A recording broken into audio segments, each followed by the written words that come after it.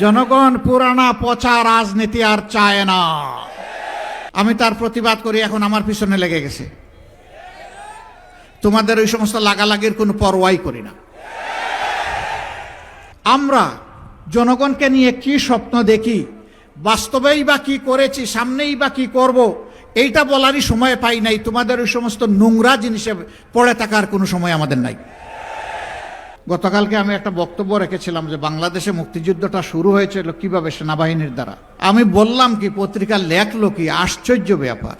তাই আমি বুঝতে পারছি আমাদেরকে নিয়ে তারা খুব মজা পায়। আসলে আমি বলি একটা, তারা ইচ্ছা করে লেখে আরেকটা। প্রতিবাদ দেয়া হয়েছে, এই ছোট্ট করে ছাপবে, ততক্ষণে চরিত্র হননের কাজটা শেষ হয়ে যাবে। আমরা অবাক, কেন? মিডিয়া তো জাতির দর্পণ।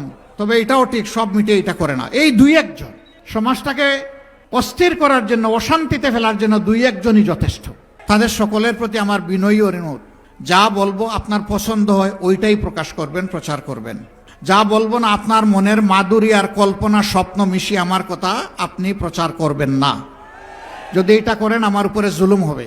আমার কথা পছন্দ হয় না, আপনি ফেলে দেন, কিছুই প্রচার করিয়েন না। কিন্তু প্রচার করতে হলে আমার কথাটা হুবহু আমার মতো করে প্রচার করতে হবে। কেউ কেউ প্রথম দিকে না ভোটের পক্ষে ক্যাম্পেইন করেছেন, জনগণের উত্তাল তরঙ্গ দেখতে পেয়েছেন।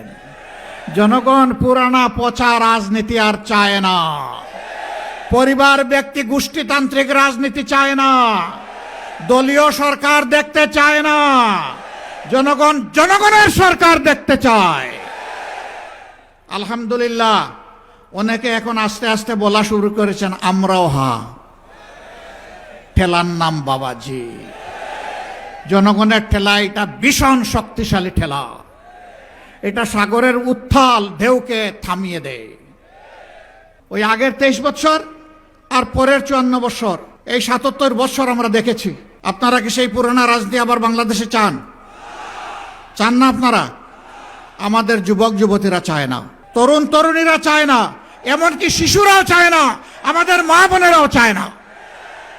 আপনারা দেখেছেন এদের নেতারা এখন এই হুঙ্কার দিয়ে বলে, যদি কেউ নেকাব হিজাব পরে আসে খুলে ফেলবা, বলে যে কাপড় খুলে নিবা।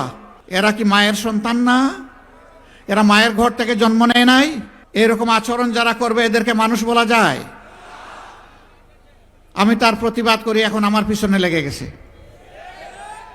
তোমাদের ওই সমস্ত লাগালাগির কোনো পরোয়াই করি না। আমেরিকান ASTM স্ট্যান্ডার্ডে তৈরি আধুনিক যুগের আধুনিক pipe, RFL easy pipe and fittings. পরোয়া করি শুধু আল্লাহ তাআলাকে, পরোয়া করি নিজের বিবেককে। বিবেক দিয়ে যেন কারো কোনো ক্ষতি না করি, সেইটাকেই পরোয়া করি। তোমাদের ওই সমস্ত জিনিসের জবাব দেওয়ার সময়ও আমার নাই। আমরা জনগণকে নিয়ে কি স্বপ্ন দেখি, বাস্তবেই বা কি করেছি, সামনেই বা কি করব, এইটা বলারই সময় পাই নাই। তোমাদের ওই সমস্ত নোংরা জিনিসে পড়ে থাকার কোনো সময় আমাদের নাই। প্রিয় ভাই বোনেরা, যুবকরা কি 24 সালে আওয়াজ তুলে মিছিল করে কাউকে গিয়ে বলেছে আমাকে দে দে বেকার ভাতা দে? কাউকে বলেছিল? বলেছে আমাকে কাজ দে, আমি কাজ করতে চাই, দেশ করতে চাই। আমরা যুবকদের হাতে অপমানজনক বেকার ভাতা দিব না ইনশাআল্লাহ। প্রত্যেকটা তরুণ তরুণী, যুবক যুবতীর হাতকে আমরা মজবুত দক্ষ কারিগরের হাতে পরিণত করব ইনশাআল্লাহ। এরপরে বলবো, নেও তোমার উপযুক্ত কাজটা তুমি নাও, যাও এগিয়ে যাও, দাও, নিজেকে উজাড় করে দেশকে দাও। আমরা তাদের হাতে ইনশাআল্লাহ কাজ তুলে দিব, বেকার ভাতা নয়। কেউ কেউ বের হয়েছেন হাতে কার্ড নিয়ে, এটার নাম ফ্যামিলি কার্ড।